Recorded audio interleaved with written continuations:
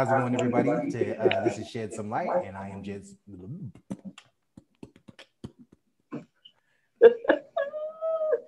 How's it going, everybody? This is Shed Some Light.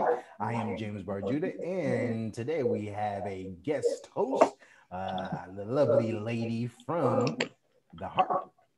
Miss I didn't say I Sophia. was a host today. I'm a guest. No, you were guest host. Oh, okay. Yep.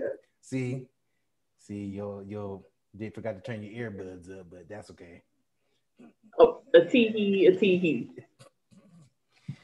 So it's if you guys don't know, I did a video about what was about Monday on was it 8 signs? Yeah, 8 signs that you might be in a one-sided relationship. Today we're going to do the exact opposite of that and do 10 signs of how 10 signs you are in a healthy relationship. And I wanted to bring my lovely wife on just to get her input on things and see how she might think from the woman's perspective. We're not trying to present ourselves as the perfect couple or relationship goals or anything of that nature. We are your average married couple. We've been together for about 5 years. We're still learning each other, but we are growing in love with each other more and more every day. How would you say that to be true? Yes, I can say that to be true. It is true. No, I mean, yes, I can say that to be true. I honestly think, regardless of how long you've been married, it's a constant learning, learning experience because things change over time. Sometimes people's personalities change over time. So a lot of things that you may have known about that person could be different from a year or 2 years later from, wherever you were married before. So I think that as the longer you're married, the more you are learning about that person and you're trying to adapt to one another and just really build a solid relationship with that person. Right. I don't know if you remember, but we used to take those soldiership classes at a particular church that we were going to, and one individual was the wife was happened to speak at this time, and she was saying that I think this was at a teen meeting though, not a soldiership class. It was like one of the side things that was it called Word on the Streets or From the Streets like that. I remember. Yes, it was. It wasn't Word on the Street, but it was something with.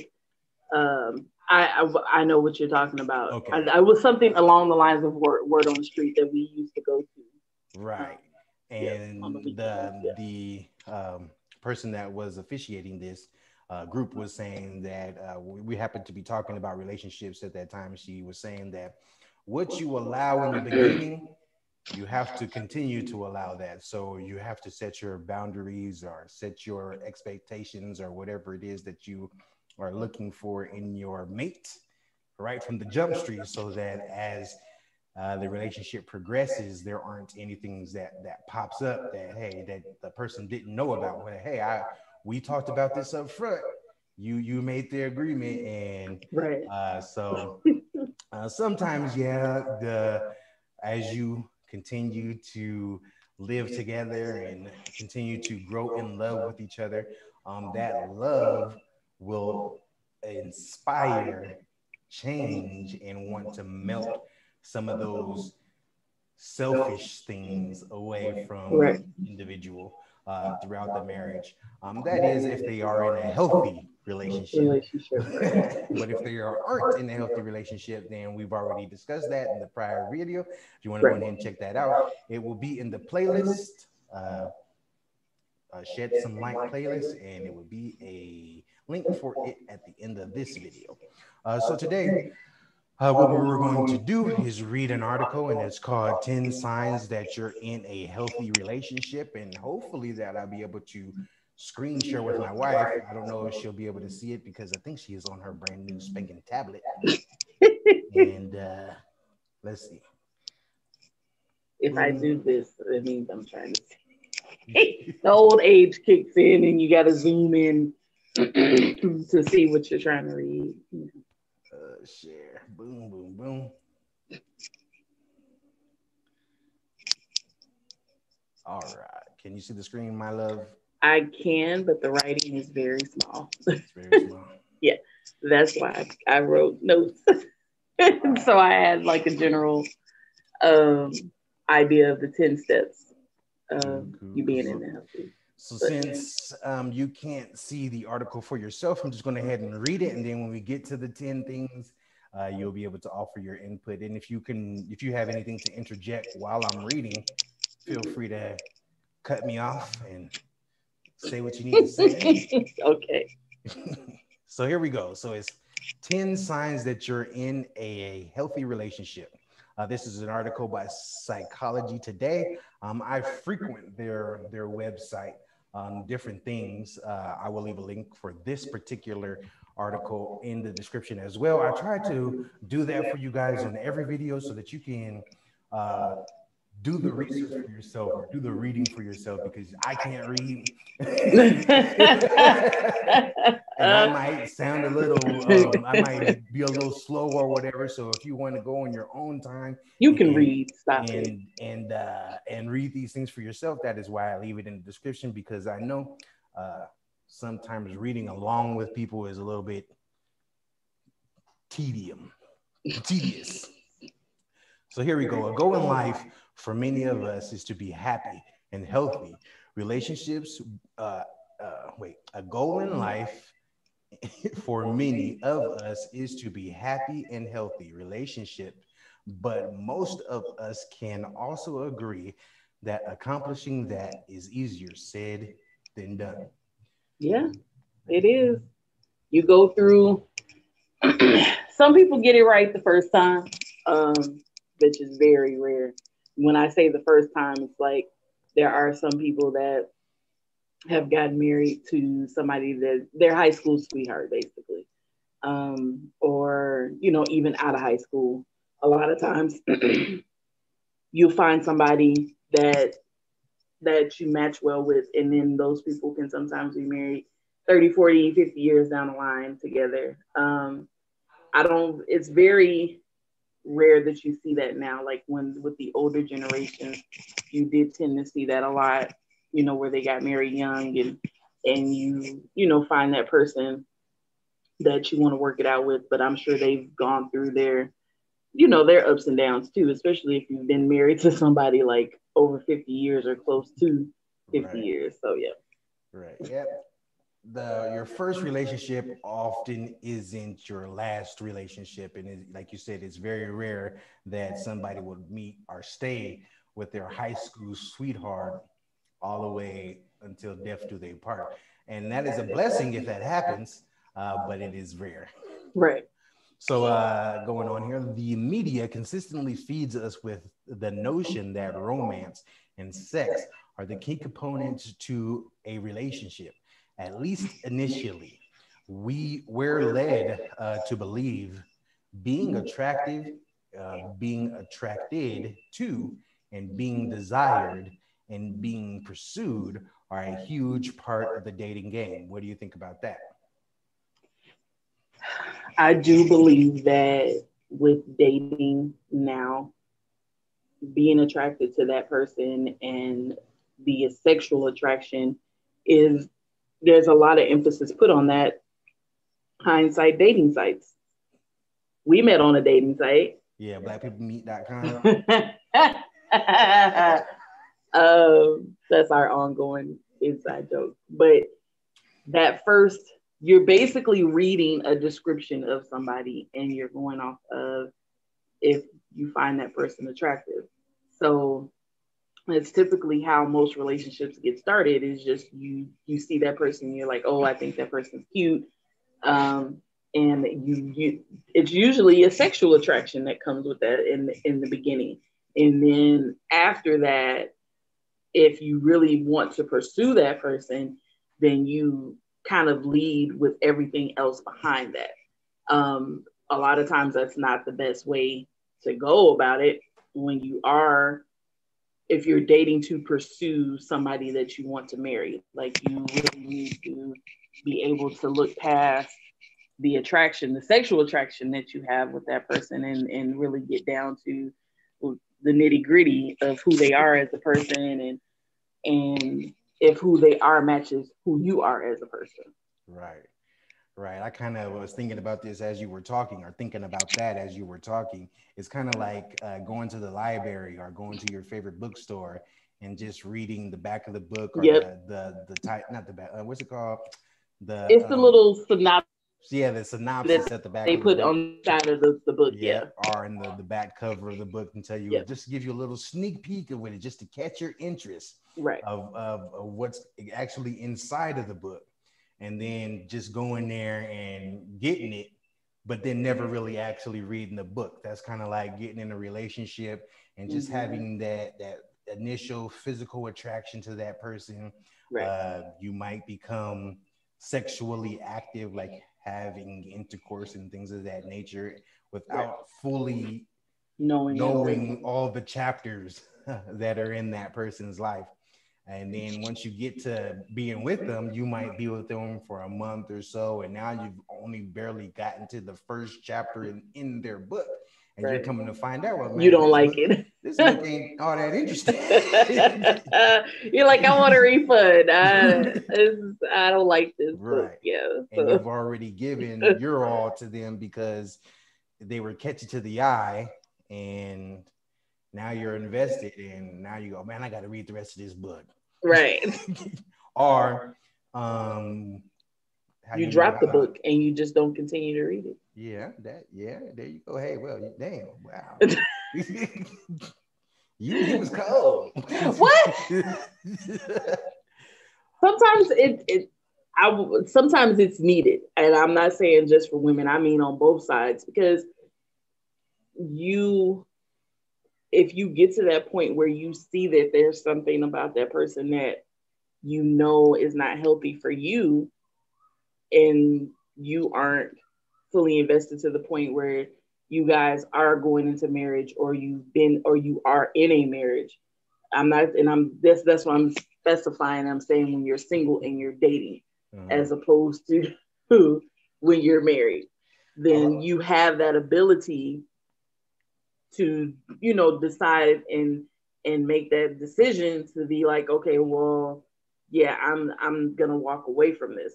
Now right. it's different when you're married, because at this point, like you said, you're invested, especially if you've been in the marriage a year or two, and there are other things that you love about that person, and there may be some things that you don't. So there has to be some type of compromise between the two. Like, you have to be able to willing to work through those. Look at you To getting already into the 10 things, and then we ain't even got Well, there I mean, yet. I'm just saying, we kind of Yeah, definitely, definitely. If it is obvious within the first chapter, or within the first paragraph, right. that you know what, this relationship might become toxic, and Hmm. you guys are just in the courting phase. Right. You got to run the other way. You said it, not me. I'm not afraid to say it. I did that one time. Okay. I'm not a, no.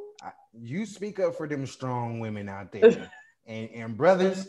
Hey, if that lady, she looked like all that in the bag of chips and a box of Oreos, and then she come to find out that it was just nothing but some plastic and Right. a believable. She was unbelievable.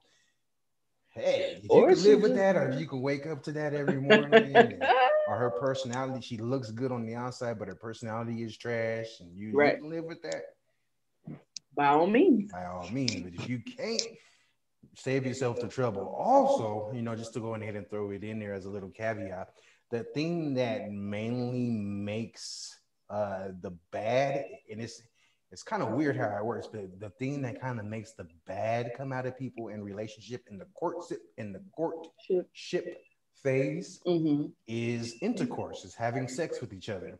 If you're not married and you're having sex, while you're in the relationship. Now, this is not me saying don't do that. This is just me, giving Observing the and whole picture of what happens when you do that, because I've done it.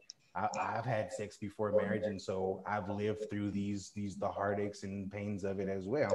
Yeah, But I have as well. So when you have a better understanding and you can speak on it. It's not about, like you said, we are not a perfect couple.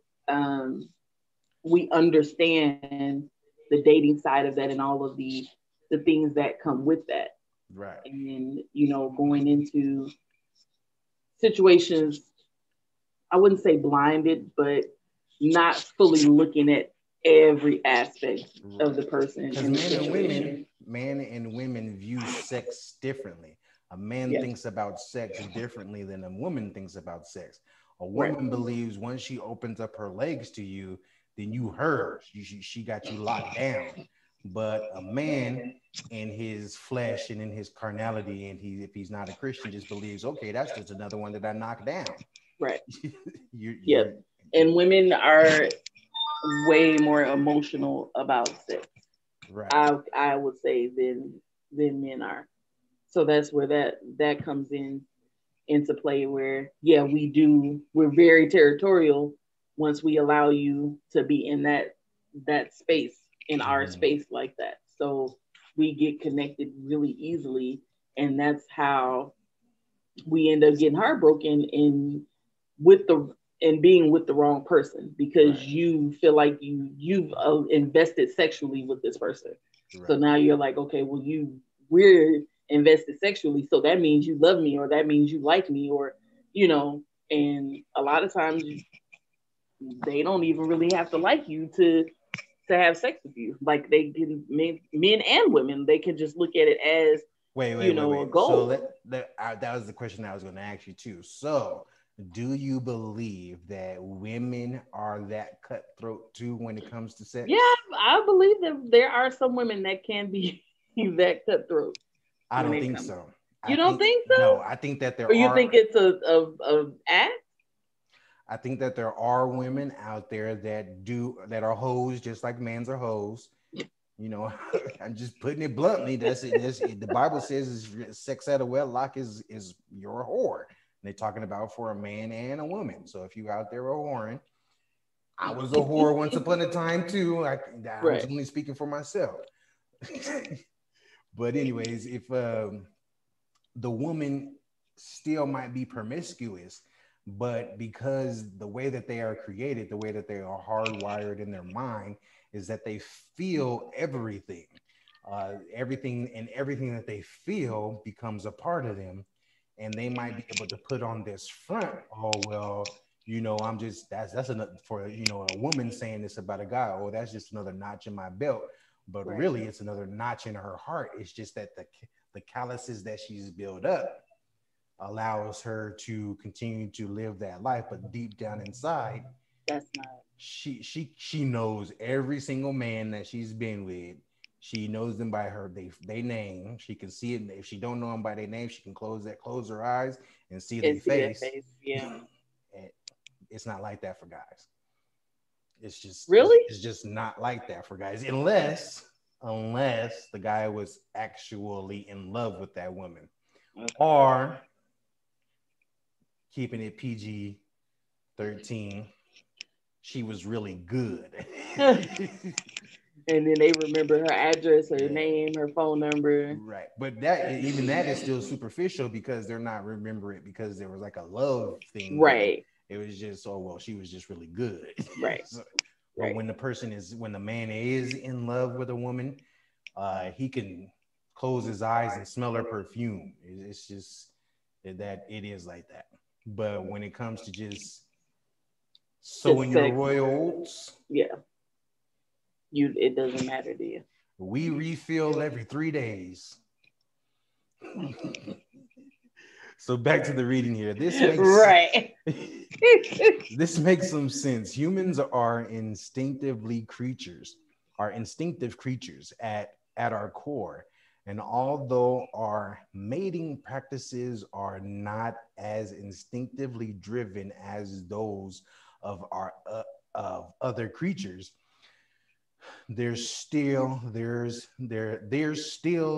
lot that goes into choosing our mates that is simply well natural. Yes, we may be fundamentally logical and practical in our choices, but there's something in our makeup that strives for the kind of genes we want to pass along in the next generation.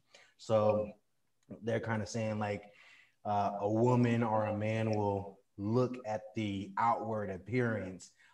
Back in the day when they want to say that we were from monkeys and stuff like that, which I don't believe, but they're trying to say that from that animal instinct, we want to be able to pass along the better genes. So the male is going to look for the most fittest female in the animal society, and the female is going to look for the most fittest male. So you know the movie Lion King? Yes. And of course. Score! Right. Brother! Right. So actually, you know, Disney had that movie wrong.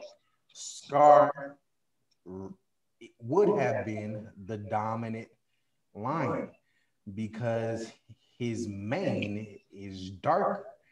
And the darker your mane is when it comes to lions, the more testosterone you have, the more fight you have in you. The lighter your mane is, the less testosterone you have in you. So the female lioness is looking for a dark mane brother man to pass along the genes. Right. So Mufasa really wouldn't have been top dog. Right.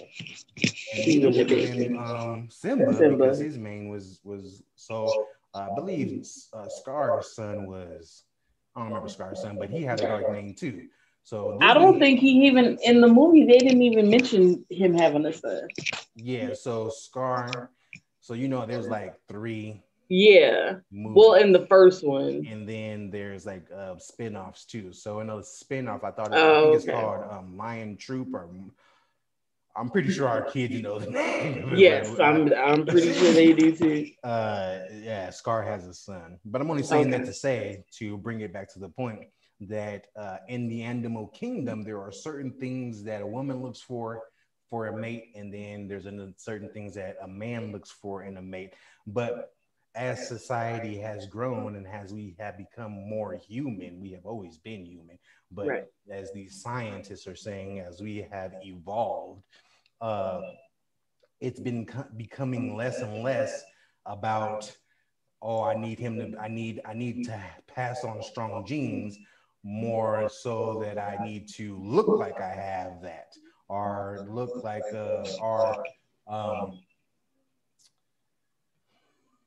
it's not so much about that anymore, because we're more into about abortion now and stopping the reproduction. It's sex now is not about reproduction. It's just it's just about gratification. Yeah. Self-gratification. So, and then that's a whole nother door itself. Just, people having children that they don't necessarily want. And that's why it's best to just abstain until you get married. Yeah. And really get to know the person that you are wanting to possibly spend the rest of your life with, because the rest of your life is the rest of your life. Right. And being married multiple times comes with a whole lot of trouble and heartache. And I can only say that because this ain't my first rodeo.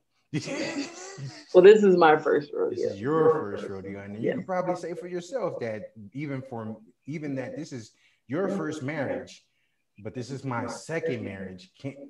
Would you honestly say that if I had not been married, if this was both of our first marriage, would you think that there would be a little bit a difference? I don't think so. I think because if you've been married multiple times, 9 times out of 10, the person that you married prior to your current mate is different. So you're still having to navigate, everything as it's new, as in a different way. And you also are trying to not repeat the same thing that may have caused you to get divorced the first time. So I think there's so you're that. taking the positive stance and saying that if the first marriage was used to learn, then it was beneficial.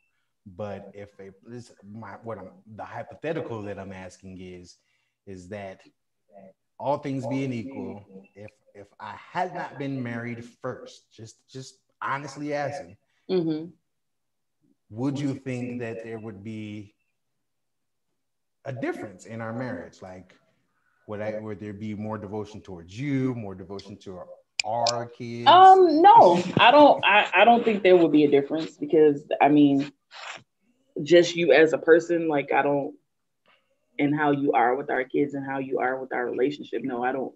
I don't think that there. Well, I'm gonna be honest, y'all. I ain't gonna fake the fun. I would think that it would be different because, like I said, with marriages there comes along baggage. There comes along things from your past that comes into your current marriage. And no matter what anybody wants to say, that there might be for a husband. Say the wife got divorced, she might be comparing the first husband's sex to the second husband's sex, or if it's the wife, then the husband might compare the first wife's cooking to the second wife's cooking. Yeah, so there's a lot of things in there. Now, we can be PC and say a perfect war. Honestly, I wasn't even thinking of it that way, but that is true. Yeah, you do. Regardless of if you've been married before or not, you are bringing in baggage, unfortunately. Of course, it's not something that you should do, but it is something that happens. So yes, you are bringing in things that you may have not healed from, things that you are still holding on to. And there may be little things just that you would compare your previous mate to your current mate. So yes, you are 100% right. Yeah. In that aspect. just to agree and kind of disagree. Just that, but in a it's different from being a divorcee than to having an ex-boyfriend or an ex-girlfriend. It's just two totally different worlds from being married and then getting divorced than having an ex-boyfriend and an ex-girlfriend, because there's a lot of things, just being honest and real to people, there's a lot of things that come with marriage that doesn't come with boyfriend and girlfriend, because there's not that commitment to each other, because one, they already have in their mind that at any day I can say I'm done and I'm gone. Right.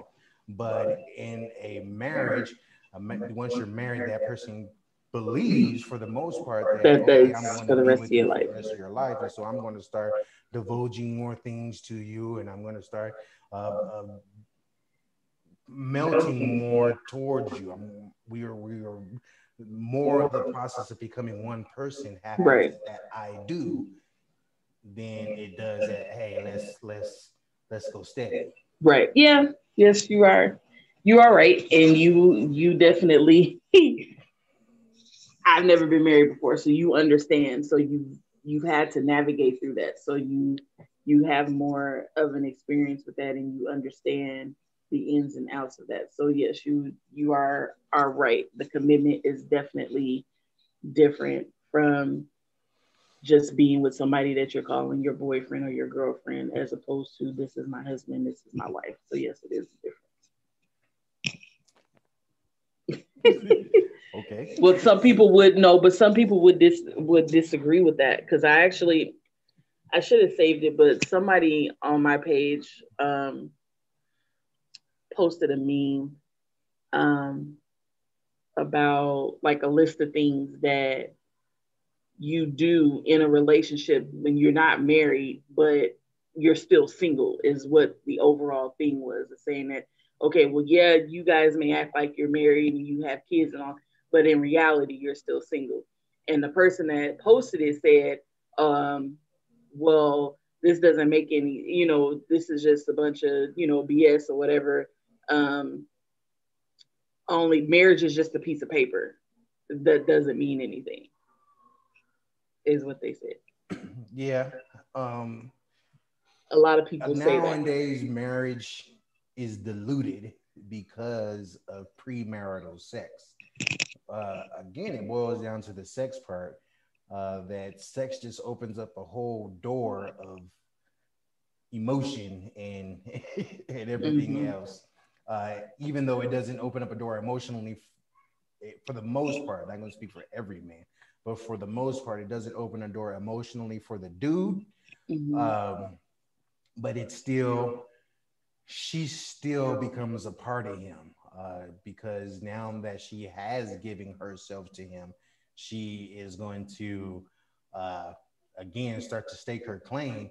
And if he doesn't have that in his mind, that that yeah, we together, and he's trying to still do his thing, well, she's not thinking like that, so he can't. He could try to do it, but it's going to bring a world of hurt, right? Him mentally. Right. Folks screaming and yelling outside of your house and breaking windows in your car and scratching up your window. Right. Why you do this today? Hey, he my baby daddy. Well, he my baby daddy too. I love the Jew. Yeah. Diddy, go get him. Right. Baby D. Right. Little sister. Bigger than the big sister. All right. Having said that, let's turn to what really sustains a relationship. Over time, especially after the first blush of attraction has faded, romance and sex are vital to an intimate relationship. But there's no excuse to get lazy and just not bother being fully present as a romance rolls into the routine of daily life. We all should know that there would be ups and downs and ebbs and flows within any relationship, made even more complex by our own personal ups and downs and ebbs and flows. But every unhappy, but being unhappy in any relationship, even if you love the person you're with or have been together for a long time, is a huge red flag. So let me read that again. But being unhappy in any relationship, even if you love the person you're with or have been together for a long time, is a huge red flag. To avoid that, partners need to find ways to communicate so that their equilibrium is not disturbed on a long term basis. For example, one partner making consistent adjustments at the expense of the other throws off the balance of the relationship and may cause stress and dysfunction. What you think that's saying there? That just because you've been with the person for years and you're not happy in a relationship is not an excuse to stay in that relationship. Because if one person is happy and the other person isn't, there's no balance in the relationship. That's it's going to cause strife, just friction, and eventually it's gonna cause you guys to separate. Right. So you need to be able to find out what's causing the unhappiness, to where if it's really if this is something that you want to be in that relationship, then you have to find the balance to fix it. Right. You got to find out, okay, if I'm unhappy, figure out why I'm unhappy, and then figure out, is this person worth me trying to work this relationship out with them? Right. And if they aren't, and they just are draining your whole life. I mean, you don't want your, life is precious, time is valuable. Your every breath that a person has is valuable, and the more you're with somebody that you don't want to be with, is less time that you can be with somebody you want to be with. Right. And you might want to cut your losses early, even though it might hurt. You might get the boo-hoos and the pity parties, the boo-hoos, bonbons and gallon of ice cream. I'm talking about myself. You talking about yourself. Just to get over the hurt and the pain of that lost relationship. But at the end of the day, you're going to be able to find your Sophias. I think your bonbons will be chicharrones. Chicharrones? Yep. You don't even know what a chicharrone is. Yeah, it's pork grinds. Yep.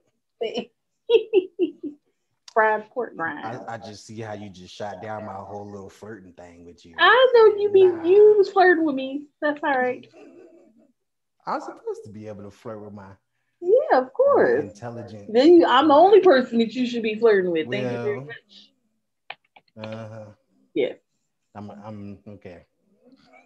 Okay. You trying? I'm giving you the eye. I'm winking at you. No. You trying to make it seem like I be talking to women. No, that's not what I'm doing. I know you be talking to the dudes. No, I don't. You got them lined up. No, I don't. You do. No, never, never, ever, ever. I'm serious. Mm-hmm. One of the other running things that we got going with me and my wife is when I'm pushing up daisies, she gonna write on my tombstone. Well, at least he didn't say. No, you said at least he didn't suffer. Oh yeah, that's what you said. At least he ain't suffering no more. A tee. Yeah, that's what my wife gonna put on my tombstone. No. And then she gonna have a big old party. No. I'm not having no party. I want you to have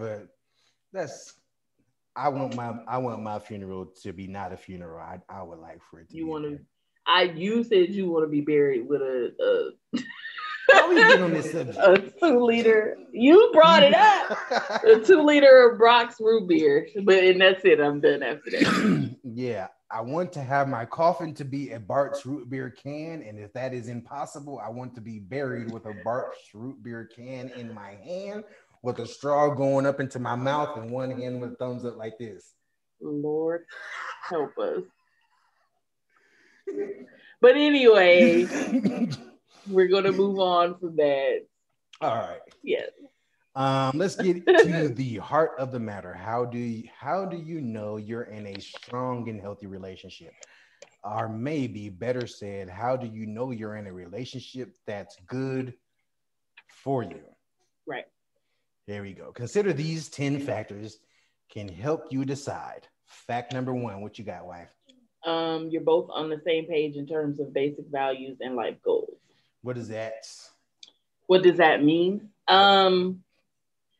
Let's just say, well, definitely values and morals. Like if you're both Christian, or if you're both Catholic, or whatever your religious beliefs, you want to be on the same. You want to be aligned. You want to be on the same page when it comes to that. Also on the same page as if you want to have kids, how you want to raise those kids, where you want to live, how you're going to be financially, all of these things are important to be aligned with your spouse, because there may be, one person that wants to, or they could have a career where it requires them to travel a lot, and that may bother you. So there has to be some type of compromise. You both have to kind of be on the same page. And those are things that you should figure out before you get married, because if you go into it and you're married and then you try to change that, and then the person's like, okay, well, you knew this prior to us getting married, so now you want me to change everything, or it's just something that conversation needs to be had. Do you agree with that? That those are things 100%. that 100%. Yeah. You know what? You should be some kind of therapist. Oh my goodness. Number two. What's a strong sense of trust between the two. So, strong sense of trust between the two individuals, meaning that I can tell you anything and you can tell me anything, and you would know that we'll be in confidence. That we are not chismes. We don't gossip. We're not gossipers. Right. You can tell me about what's bothering you, what's troubling you, and vice versa. And we know that it's not going to go any farther between me and you. Uh, and so Right. we can allow ourselves to be vulnerable with each other, with all things. Right.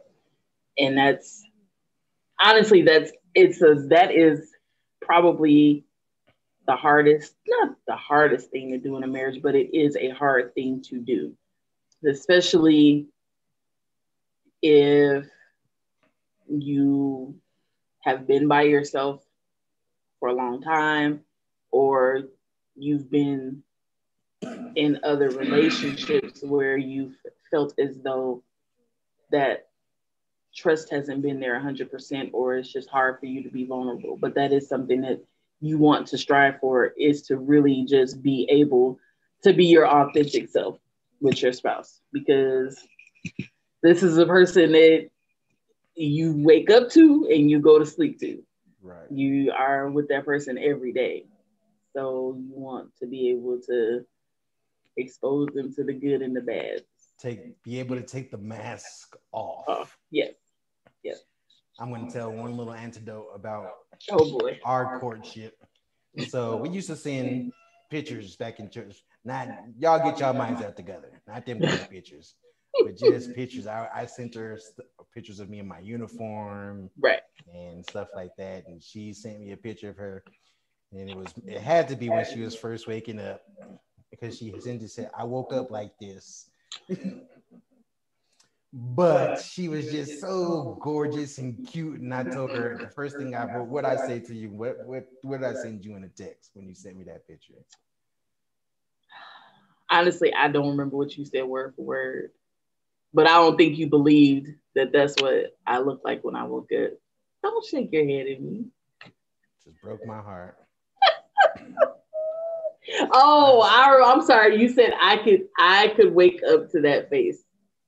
That's what you said. That's what you said. Yep. I said I could wake up to that. Yes. Yep. Yep. And now you get to wake up to it every day. There you go. Yep. And you still look the same. I still look the same. Yep. Just a few additional gray hairs. I found another one right here. Yes, today. Well, yeah. That's kind of why I cut my hair. I mean, my hairline ain't that bad, but you don't have no gray hair up there. I do. Yours is down here. See, I guess I do have some secrets. You know what? A tee. I got a lot of gray hairs. Never mind. Number 3, you keep your own identity. You keep your own identity within the relationship, and so does your partner. So this is so vital. Marriage may be. Oh, let's stop. What is that? It's still to be able to be you, be yourself, have a piece of you that's you, but then you also need to be able to be a unit too. You have to be able to be one person, because that's ultimately what it is when you become married. You guys are one, but still at the same time, is to be able to speak your mind, have an opinion about things. Excuse me, not to be like you like to use a yes person, just being a yes person, because that's not healthy. Like nothing that either partner does is perfect. So you can't just say yes to everything all the time. Like, you have to have an opinion. You have to be able to bring something to the table too. So I think that's where your identity comes in, is to really have your own identity per se, I guess. What do you think about this? So in the public, you're one. Mm-hmm. At home, you're two. Let me break it down a little bit more. Okay. So out and about, mm-hmm. you present a united front. So let's and then when you come home, then you are able to have those disagreements between each other. So let's say a couple is out and about. They are going to a party or something. The two are talking to other individuals at the party, and while they are there, an issue comes up where one of them happens to disagree with what the other person is saying. They might say, okay, I might not necessarily agree with you all the way on that, but I see what you're saying, but not have the full argument right then and there, but just say, okay, you know, this is not the time and the place, or this is not the time or place. This is not going to make me or break me. This is not going to add a hair on my head or anything like that. So you know what? Hey, okay. And then it should be an ebb and flow in that. But then when you get home, you're like, you know what, babe? Remember when you said that to such and such? Well, let's talk about that. What did you really mean by that? Like what? I 100% agree with that. And I think aside from that, tying into, let's just say you have a conflict with a family member, and you like you know that the family member is trying to cause strife between you and your husband or your wife or whatever. It's important to have, even though you may not necessarily agree with what your spouse is, if they're doing anything or whatever the case is, but it's important for you to have that your spouse is back. And then, like you said, if you disagree with whatever it is later on, then you guys have that conversation, but you don't want to allow people to come in that, or to possibly see a crack in there where they can create some division between the two of you. Right. I think that the only time that is necessary to break that unity is if somebody's getting hurt. Any type of abuse or anything of that nature. Right. Then by all means, let everybody know you need to let know. But if it's just y'all having y'all little normal husband and wife spats, right, and stuff, and you don't want to have that outside of your house, because people are, oh well, they said they this type and that type of couple, but then look at that. Right.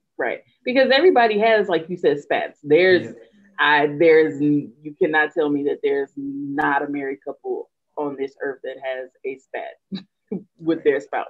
Yep. You know, because we are two separate individuals. You said this on another video that we've done together, that you're two people becoming one. Right. So you do go into the relationship having your own opinions. Right. But as the marriage progresses, your opinions amalgamate. They come together by osmosis. Right. And become one thing. So where are we at? Number 4? Yes. All right. So what is number 4? Spending quality time together. That's pretty. Yeah, it's pretty self-explanatory. Carving out time to really find things that you enjoy to do with one another, or try new things that you haven't tried, or even if it during these times it's hard to be able to do things outside. I mean, even if it's just going for a walk, or you find games to play in the house, or whatever the case is, like finding that time to separate yourself from work and anything on the outside that could possibly affect your relationship. You want to be able to create a space where you guys spend that quality time and continuing to get to know one another and enjoy each other. That's it. Yeah, Self-explanatory. pretty self-explanatory. Yeah. You wasn't looking. The T. I did that again. Oh, really?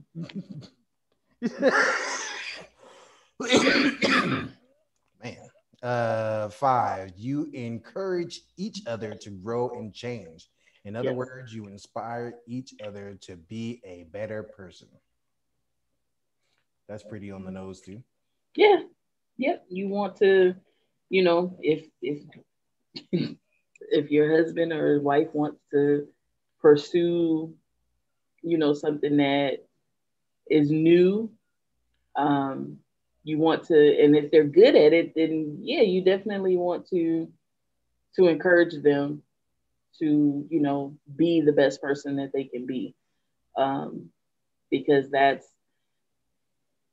would you say it's a reflection of your spouse? Yeah. So yeah, right on the money. What how your spouse is reflects on you and vice versa. Whatever, if your spouse is bummy, then that means you bummy. If you're, you know, Yeah. it's self-explanatory. Vice versa. Yeah. Yeah. Um, 7 or Six. 6. Six.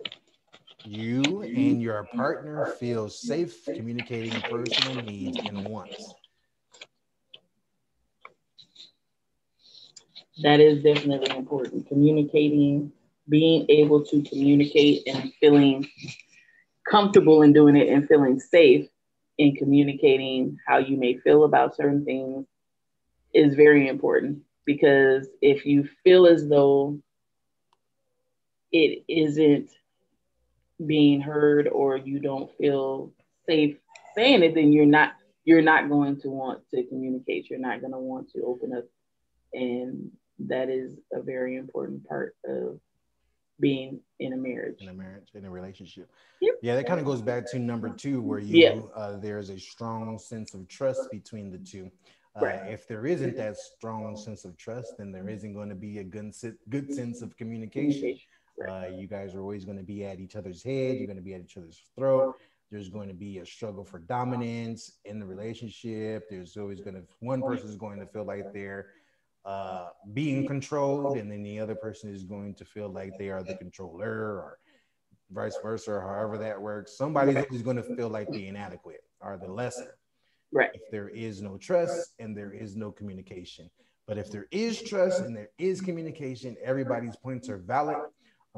We've had kind of had this conversation before, like when soldiers of any military go into their boot camp, their drill instructors are yelling at them, in their face, in their face, in their face, in their face. But what people don't see is that recruit is also in the face of the instructor, because the instructor's face is right here, Right. and the recruit's face is right here. Right. So what they encourage the recruit to have the same amount of energy as the drill instructor. Now, they may not be able to do this because you have to stand at attention and you have to be able to remain poised, remain with your resolve and not snap. But you can still assert yourself as an individual. You can still, yes, sir, no, sir. You can still, with that same amount of energy that is given to you, you can speak to them back. And why do they do that? See if you remember. It's because they want to know that you can handle yourself under pressure. Right. Because when you're in the Marines or the Army, you're going to be in situations where you're going to be under pressure and you can't break, because it could cost you your life, it could cost you your partner's life or whatever. So you have to be able to sustain that pressure and give that pressure back, so you're not being a punk. Right. So being punk overall what it is. So right, when you're on the battlefield, they're not going to talk to you all fancy pants and rainbows and butterflies. because there are actual live bullets flying over your head and one's ready and waiting to nip you in the butt. Right. And you can be sensitive, you can be soft and sensitive all you want, but I guarantee you ain't coming back home to your mama. So you better get it right during that initial phase of saying, okay, this is my toughening up. So why am I saying that? I'm saying that because when you are in a marriage relationship or any other relationship, you should be able to be confident enough to say, okay, I know I'm going to be able to speak my mind, and I know that they and the other person should feel that same comforter and be able to speak their mind, and nobody's feeling like they're being lectured or anything of that nature, because everybody's equal. Right. 7. Amen. Respecting each other's differences, even if you disagree. You know what? That's applicable to all of life. Yes. We all are. Well, if you're an adult, if you're over the age of 18, and man, you should probably even learn this even younger, is that people are not always going to agree with you. I'm not always going to agree with you, and you're not always going to agree with me. Right. I'm not always going to agree with people that, you know, we produce with or collaborate with or whatever else. We're always going to have a difference of opinion. But when it comes down to it, we have to be able to find that commonality, that common ground, so that we can pursue what needs to get done and put all our differences aside and work together and be able to do what it is that needs to be done. Right. And now if they are super drastic differences, then they probably should have been figured out way back in step number 1. Right. On the courtship of the relationship. Now, you guys hear me talking about courtship a lot, and I'm trying to stress that. Not only because I believe that it is necessary to it will be beneficial to having a longevity in your marriage, because you would not have given yourself over to many men, or you would not have given yourself over to many women. You would not be able to call yourself a whore like I was once able to call myself that. I can say I was a whore too. I can say it too. Speaking biblically, now I'm not, and I know for sure my wife ain't now. Oh no. You know, God is able to redeem us. But why go through the heartache anyway? So that's what you keep hearing me reiterate and talk about courtship. And courtship is just getting to know your partner before having intercourse, having sex. Save that for marriage, because you will save yourself a whole bunch of headaches, possible STDs, unwanted babies. Right. And then the other thing too, a lot of people, what I've seen, and I've seen it on shows. I don't know anybody personally that's ever done it. Let's just say you decide to become celibate until you get married. I'm sorry, I do know somebody personally that did this. But anyway, you rush to get married because you are sexually attracted to that person. That's a bad thing to do as well. Right. Don't rush into getting married to somebody just because you want to do the humps and the bumps. Right. Because that's not good either. That's not healthy either, because you're bypassing really getting to know that person. And it's hard to really fully know somebody within a month or two and then saying, oh, we're going to get married tomorrow. And it's like, okay, well, wait a minute. Like, I wanted to stress that, because it's not about you saying, oh, okay, well, we did the courtship for a month and now we're going to get married because we want to have sex. That's not right either. So you would have known you had done it right. You done your courtship right if you have not been on any alone dates. And if you have, it wasn't in the wee hours of the night or when the sun is down. Y'all are, dating. If it's just you and the other person, you guys are dating when the sun is up. You guys are going out for coffee. You guys are going out for breakfast. At the latest, doing a lunch. But even that's iffy, because people have long lunch hours. and Right. get anyway. So, but if you are going out at night, that you're going out as what's it called, double dating, or having your little baby sister with you. Yeah. Chaperone. Oh, you know why I'm saying that, right? Yes, I do. Yeah, you gotta have both of your little baby sisters with you. Matter of fact, you can't go nowhere because you're gonna have to babysit them all. And then for the oldest one, you can't do nothing until you 30. Oh my goodness. Dad has spoken. Age law down. Yes. Ain't none of that finna be true because they all.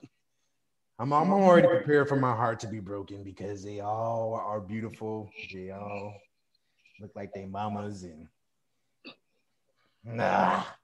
Yeah, just go ahead and get that, I can't say it on here, but get prepared. Everybody down. Yeah, exactly. Pew, pew. Yeah, just be prepared. But we definitely are instilling and trying to instill worth into our girls. Yep. Even though they may not, you know, Understand it, yes. understand it, and even though they are where they are and we are where we are, we still are trying to parent our children even in the way that we can. Right. Situation is in our ultimum, just being upfront and transparent, but we still in every moment Yes. Yeah. are them little girls' parents. Yes, we are. Yep. Yep. To the day And we hopefully, die. yep. So we're on number 9. You skipped the Or whole. 8. Yes. Number 8 is you share realistic expectations for the relationship. So what that means is you can't expect to be a multimillionaire within a year of marriage unless y'all are already multimillionaires. You have to be realistic about goals that you have for your family, for your, just even for yourself. Just you have to set realistic goals. You can't expect somebody to provide the sun, the moon, and the stars for you when you're not in that position to do so. You have to really give that person, if that makes any sense, because I see your face. No, I'm just saying, like, people say, "Oh, we're gonna get married, and this is what's gonna happen, and we're gonna have this, and we're gonna have this, white house with the picket fence, and we're gonna have a vacation home, and you're gonna do this." And, okay, that's great, but set some realistic goals for yourself and Yeah. for your spouse. 1 year, 5 year, and 10 year. Yeah. And if you don't even meet that goal in 1 year, then you should be able to say, okay, well, we're going to do it in the time Right. that it needs to take to get it done. But Right. accomplish the smallest goals to get to your biggest goals. Yep. And have, like you said, have those expectations fully understood up front, and so that everybody has an equal opportunity to either agree or disagree or offer another way. Right. And then God sometimes this is in, I don't know the specific Bible verse, but you have plans and God has plans for you. And a lot of times your plan is not aligned with what God wants you to do. So he may throw a monkey wrench in your plan to get you to get to his plan. So no, I'm being it's being serious. I'm being serious. So that's where those expectations come in. It's like you really can't go into anything having like hardcore expectations and thinking this is what it's gonna be. Because a lot of times it's not. Right. And if you do have this, so this is what I'm saying, or this is what I think is being said. Have your expectations meet the level which you can produce. Yes. So if you are a millionaire and you want to say, well, next month I want to make another million, well, that's an expectation that is reachable because you have the means to to do get that. that next million. But if Right. you got $2 in your pocket and you're talking about, well, in 6 months, we gonna have that white picket fence and that house and that dog on the hill. Right. And Create then, goals. Create. This is what I've done, and I need to start back doing it. I used to write down. I had big goals that may take a year or two, and then I had small goals, like things that could be accomplished in a couple of months. And I noticed that I would, get to where I was checking off the small ones, like I was meeting the small goals that would eventually get me to the bigger goal of what I wanted to do. So that's what I also am trying to say when I mean being real, what they're saying as far as what I think they're saying is being realistic about, your goals. I'm here. So number 9, each of you contribute your fair share to the relationship, whatever that happens to be. Yeah. Yeah. And like you said, it could be whatever it is, whether it's you both making sure that you are active, raising the children, taking care of the home, providing outside of the home, inside the home. Just make sure that that's a conversation that you are having with your soon-to-be spouse before going into marriage. Make sure that everybody's contributing. Marriage is not 50-50. It's 100. Everybody has to give 100% to the relationship for the relationship to work and to thrive. Right. Number 10, you and your partner honor each other's family ties and relationships. And friendships. Yeah. My bad. I told you I can't read. Yes, you can. Yeah, that's an important one. As long as they are healthy relationships. Yeah.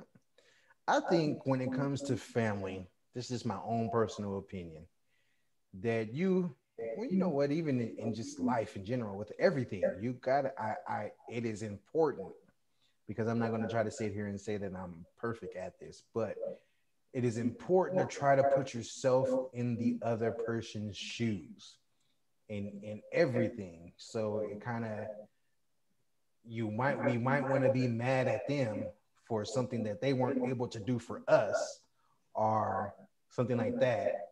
Just a hypothetical situation, I'm speaking hyperbole. But we might not understand why they couldn't do what it is that we maybe would have expected them to do, because they're family. But families should be able to have that understanding. Yeah. Are they also, and then just have that mutual. I'm sorry, I didn't mean to cut you off. Have the mutual respect as well. Not just about being able to do anything for anybody, but just respecting that person as an adult and understanding that they aren't the child anymore. Just it's a lot of different things that come into that. But if you have those healthy relationships and you have family that you love on and they love on you, then yes, it is very important to nurture those relationships as well as your marriage. Right. Yeah. Not everybody in the family is going to be mature, no matter what their age is. They themselves aren't mature enough to deal with certain things.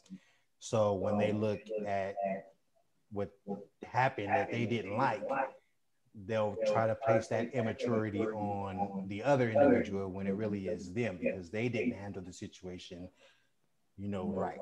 Not everything that happens within a couple or a relationship, or especially if that this individual or the family member or whatever else isn't going to be able to help, all they're really going to do is maybe add a little bit more stress onto the situation. And so it was better off for them not to be spoken to directly about a situation. Well, they shouldn't feel bad about that. They should actually feel a bit relieved. Oh, well, they didn't bother me with that headache. Right. Amen. But a lot of people don't take it that way. They can take it very personally. And it's not, and it doesn't even have anything to do with them. It's just nothing at all. Yeah. Where they could have had an opportunity to be a shoulder, or where they had the opportunity to say, you know what, we're right here with you. Maybe we might be. Leave it alone. You don't. I understand. Is you not? I don't have to be there physically to be there for you, and I don't have to be a part of every step to be there for you. If it's something that you feel as though you don't want to have to address or communicate to them, and they know about it, it's just say, okay, well, you know, if you need me, I'm here. I love you regardless. It is what it is. Because it's and you. Just respect that. Yeah, because it's you. Because they love you. And because they know who you are. They know, oh, well, you know what? I know Joe Blow. That's my brother. That's my sister. That's my cousin or whatever. We've been ride or die forever. Ever. Right. So I know them. And because I know them and I know who they are and I know their character, well, then I'm with them through whatever. Right. But yeah, sometimes you don't get that, but God is an awesome God. We also have to sometimes accept our part. Yeah, that too. Yeah. You accept your part in it and own up, take your responsibility in it, and you clean your side of the street. Yep, and just pray that they clean their side, because you can't control that. You have no control over what they do and how they feel and what and what they say. So. Well, you guys, with that, we're going to leave it at that.